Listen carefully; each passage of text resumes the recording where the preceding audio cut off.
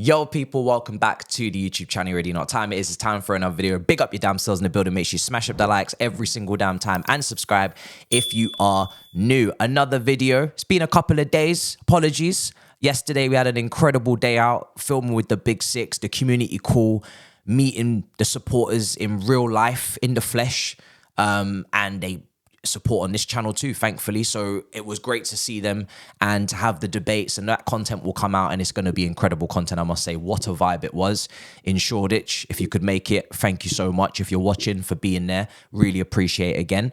And you guys really backed the pod, and there's a name for it, you know. There's a name for it, the Homegrown Podcast. I think it's very fitting. We are home in the studio when we do those recordings, and we have grown. So, and you've seen the elevation and the journey on the channel. So it only made sense. And you guys love the pod with Turkish, and I much appreciate you for the support. People have really given some incredible feedback. We are going to make the improvements, the tweaks, the intro, like I said, the camera shots, but just the content, you guys seem to love it in terms of how personable it was, the journey, being able to relate to that, hearing the struggle, hearing the downsides, the upsides.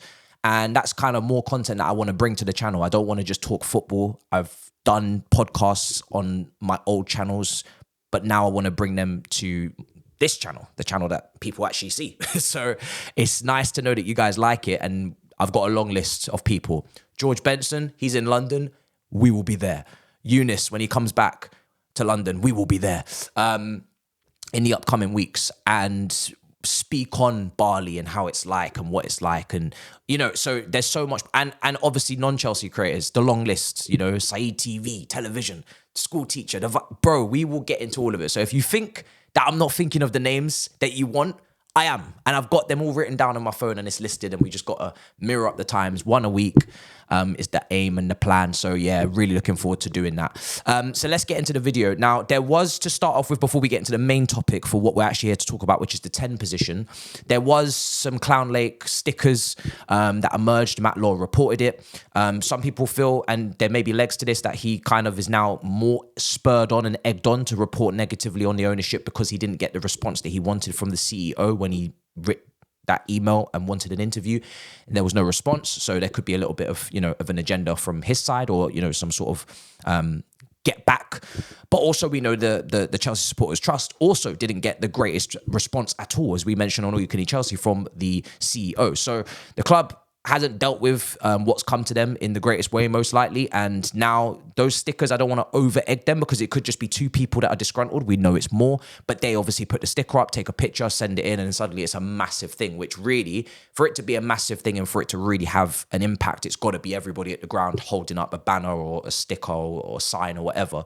And then it's like a unanimous kind of thing. But the reason why, again, I get it, but at the same time, I don't want to necessarily say this is the right time, because I have kind of said a lot of the time here is that those young players, especially the ballers, right, the ones that we really rate and the ones that we're really looking forward to seeing their futures, the Gustos, the Palmers, the Carney Chukwuemekas, etc. Obviously not for large spells we've seen him this season, but, you know, there's talent there from the last game. Is the environment best for them to, again, I talk about environments all the time for young players, whether it's leadership qualities being around them, whether it's stability in terms of formation, stability in terms of team selection for chemistries and cohesion. It's not a good environment for them when Stamford Bridge is on its arse in terms of atmosphere, which is exactly what it was against Leicester. And then if there's boos and there's chants and there's pressure in terms of politics in the hierarchy versus the fan base, that's not the support that is going to help those young players finish off the season strongly. And that's just the facts. They're going to perform better with the fans behind them. So I get it and I understand it, but it's probably best to do it at the end of the season. But obviously, if you want to make an impact, the stickers is probably not the best way to go as well on bathroom stools. You know, you probably got to leave at a certain minute and everybody clears off and that sends a statement, or you got to block a team bus and the match doesn't kick off at the right time. That kind of stuff. I'm not, again, I sympathize for the young players because they've come into an environment that's not great. It's not their fault. Some of them have come for actually nice fees, like Jackson, Carney, and they're actually showing their worth. Palmer, Gusto, good spots, Petrovic. So many young players there that if they were just in different environments and if they were at the club at a different time when we had peak players and prime players, these players would, I mean, if they're doing something now, imagine what they could do. So I feel for them, and it's not the best for them, which is why I'm hesitant with it, but I get it at the same time, because obviously we're 11th and it's a madness, but the FA Cup could clean up some of that mess in the short term anyway for Europa League qualification. So we see what happens in the semi-final. So let's get into the main main kind of filler of the video, which is the 10 position. Now, we've seen Gallagher played in the 10 position. We've seen Mudryk played in the 10 position. We've seen Carney Chukwuemeka played in the 10 position. We've obviously seen Nkuku as well, but not much because he's been mainly injured. And when he does play, he also does play sometimes striker. And then also Palmer. So that's 5 options. Now, the 3 on the thumbnail are the most likely because obviously Nkuku is just really injury stricken. And Palmer could play on the right and probably should play on the right. So going through them all and then picking my favorite, and then maybe even saying under certain circumstances which one makes the most sense, and then really going into what will Pochettino stick with, because he's got an array of options, as we've just listed all 5. What is he actually going to do with this position? Because the options are there. The quality could be there if it's used in the right way. So we've seen mainly Gallagher in this position, and I'm going to say the pros because I think, you know me, I think he's a rotational player in a Chelsea squad that is doing what it should do. But I'm going to give him his respect that he's improved to a level at points in the season for decent chunks of the season. There's still some games in there that haven't been good, but for decent chunks of the season now, he's played to a level that I haven't seen at Chelsea last season. So I got to give him credit for improving, being a bit more press resistant, not losing the ball and turning it over as much as the season prior. The goals, I think, actually could have been even better. I think we should have had more goals, but he did go on a little goal-scoring spurt for a while, for a couple of games there. But I think goals is something that actually really didn't come by him for way too long this season. We didn't see goals until halfway through the season. That's something that we want to see more of. But I'm always going to have my issues in terms of tight spaces, low blocks, having that killer pass. Not saying he hasn't played a single one, but in terms of the volume, it's not his game. So he's not my preference, but from a defensive standpoint, in terms of giving the extra man in midfield, making it a 3, covering ground, the tackles, the interceptions as well, and balancing out Enzo and Caicedo's potential deficiencies when Caicedo was obviously defensively looking really rocky, making crazy fouls, not being able to tackle from behind like a prime N'Golo Kante, which is not really that strange because he's still really young. Where was Kante at that age? Give him time. But the price tag is obviously adding the pressure. And Enzo's had a very, for many, underwhelming season. I can see the quality, but obviously he's got to, first of all, not be played in the 10, not be played as a second striker, but then obviously get and really kind of fill out those full 90 minutes and control and dictate. And that's partly on the manager and the way he wants to play, and also the players.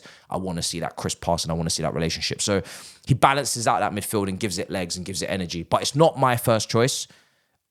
It's a squad option for me personally, and I think the other options I'm going to go through are more talented and also more refined for that role. Like their attributes for that role against the bulk of teams we should be coming up against in terms of how they should be playing against us, if we're actually any good. Those are the players I'd rather have. If we're going to continue to be mediocre, then we're not going to have as many low blocks. Teams are going to come at us more, which means we're going to have more space, which means Gallagher will probably make more sense. But if this team is to play at the level I need it to play at, which is you're dominating games on the ball, you're therefore pushing that opposition back line further and further back, which means that low block and that defensive line is getting deeper, which means I'm going to need more intricacy and more engineering and more creativity. So it depends what team we're going to be. Obviously, if you go play a Liverpool way, Gallagher suits that really well. I've said it before, I think Gallagher would suit a Klopp team really well. If we were playing that hustle and bustle back and forth, end to end, or transitional, really fast-paced, pressing from the front, counter press, that suits him probably more than others because he's got the tank, the engine. It just depends on how we're going to play. The way I'd prefer us to play, which is more controlling, I'm going to go with someone else. But if we were going to play that hectic, kind of chaotic football, then he'd be the one. So, but yeah, we move. So then there's Gallagher. You let me know your options in the chat. He's got the durability, he's got the availability. Then we get to Mudryk. Mudryk has only just started to get into this position recently. He's made an impact. He does still feel like someone who has to play this position in transition. He does still feel like a player that has to play this position with a team that is having that back and forth or having that counter, because he does run into space really well. He does combine with Jackson really well, which we've seen earlier on in preseason. If you want to rule that out because it doesn't count, no problem. But then even in the recent games, that pass to Jackson, that get back, 1-2, that connection has been consistent from way back, and it's still prevalent when he's in central areas. I think when he's playing on the wing, and especially when he doesn't have a fullback bombing on, which is either Cucurella or Colwell previously, Chilwell, them two haven't really struck up a chemistry either. High and wide, isolated, asked to do 1v1s, asked to make runs in behind, time those, and really make those clear runs that someone else can spot. Sometimes he's in a mixed match to drop short and he's got a mix to his game. He wants to drop short, play that reverse pass, which he can, or he doesn't want to take advantage of the pace all the time and running behind. He's kind of in a confusion. But when he's in the middle, more touches, more volume, more opportunities to run at people, and he's actually been able to cause some problems.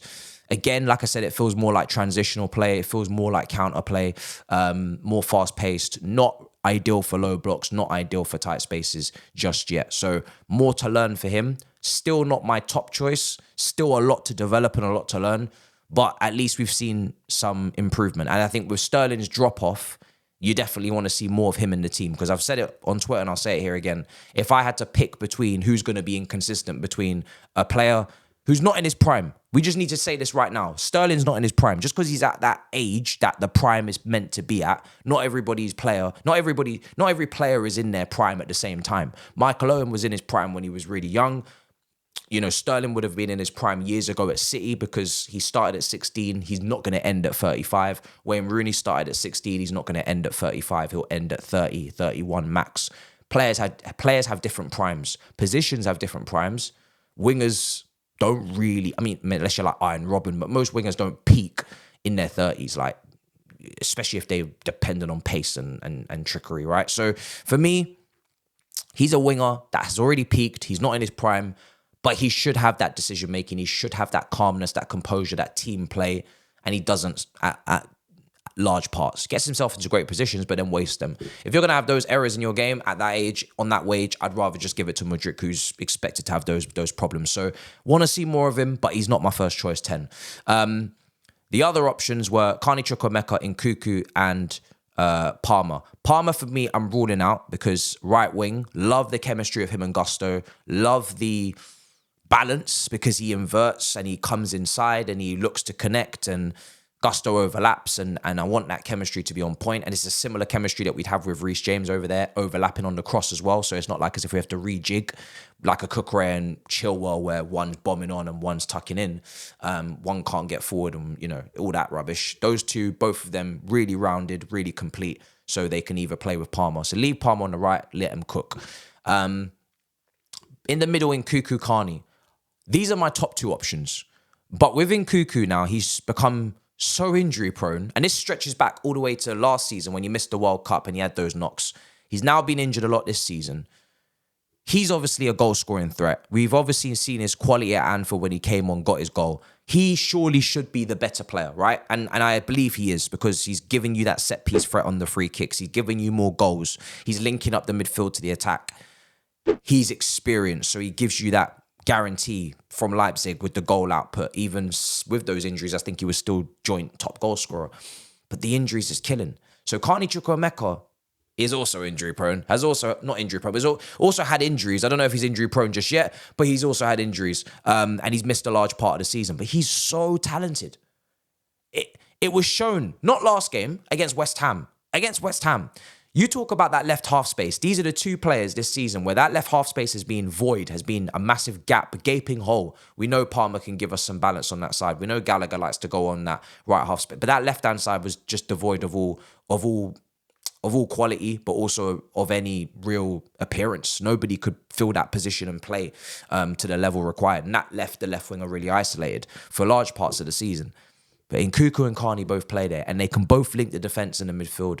They can both link the midfield to the attack, and they're so good in tight spaces. Carney in particular, what he's able to do in tight spaces, this is what you want against a low block. Someone that can carry the ball, somebody that can dribble, somebody that can use their body to shrug off players. He can finish, West Ham finish, the finish against Leicester through the legs of the keeper, the composure, the audacity. It's what we need against low blocks. It's the kind of link up and creativity the 10 position cries out for on a daily, weekly, monthly basis. And Carney Chukwuemeka, I know that Nkuku can contribute, but just to talk on him, Really, really, really talented player. And sometimes I feel sorry for him because last season, maybe he didn't get the minutes that he should have got or the opportunities that he could have had. And if he'd stayed at Villa under Emery, what could he have cooked with Jacob Ramsey off the left, or with McGinn, or with Ollie Watkins ahead, and with Leon Bailey and Diaby? If he could have just forced his way into that side, and with the protection of Kamara and Douglas Luiz, if Carney Chukwuemeka was playing in that 10, or playing even off the left, we saw glimpses of him playing off the left, and then maybe him and McGinn and Bailey, just some sort of amalgamation of this team that I'm talking about. Those players all together, he left Villa in 4th to come here. Like, it's mad. It's actually mad. The guy's talented, and he's actually potentially gone the wrong way because he's now come down to this level, which it's crazy. Villa are where they are. So he could have easily been starting for that team. He's got the talent to start for that team. Even in the top 4, with the way that they're playing, you can't sit there and say that Carney Chukwuemeka doesn't have enough talent to play in that Villa team. He could be in there. It's a battle. It's competition. There's a lot of talent there. There's a lot of players going up against each other, vying for the same spots. But he could definitely start in that team if he's on his form. So he's my favourite choice with Nkuku. They're joint top, but really, really like Carney. And if Carney can keep bringing goals with the dribbling, with the close control, and then the fact that just edges it for me, and this is what I'll end the video on. Carney Chukwuemeka did quote, it was his quote, "I am a box-to-box midfielder. I'm not a 10. Well, he didn't say he's not a 10, but he's an 8. He called himself an 8. So now we know Nkuku's not an 8. We know Nkuku defensively is not going to give what Gallagher gives. Carney Chukwuemeka could be like the perfect blend of both. Because now you've got someone who can go up against low blocks. You've got someone that can definitely play in transitional play, carry the ball, dribble through press, or dribble through problems. You've got somebody that will get back into midfield in that 8, be box to box and contribute defensively. And then you've got someone potentially who gives you some goals and chips in and helps out the striker. I just want to leave you with that. I don't know where he is in the under-21s of England. There was some sort of retraction from the squad. Just please, brother, keep yourself fit and then you can keep firing. Guys, you let me know in the comments down below. You've got 5 options. I don't think you're going to pick Palmer because I think you're putting right wing, but you let me know. Do you go with Mudryk in the 10? If you could pick anyone for the rest of the season to play consistently in the 10, let's even say without injury, forget it. Mudryk, Gallagher, Nkuku, Carney Chukwuemeka, or maybe you think Cole Palmer and you'll put Madueke on the right. Let me know in the comments down below. That's the question for the comments. Big up your damn selves. Make sure you smash up the likes. Make sure you subscribe. And I'll see you guys next time. In a bit, people. Peace.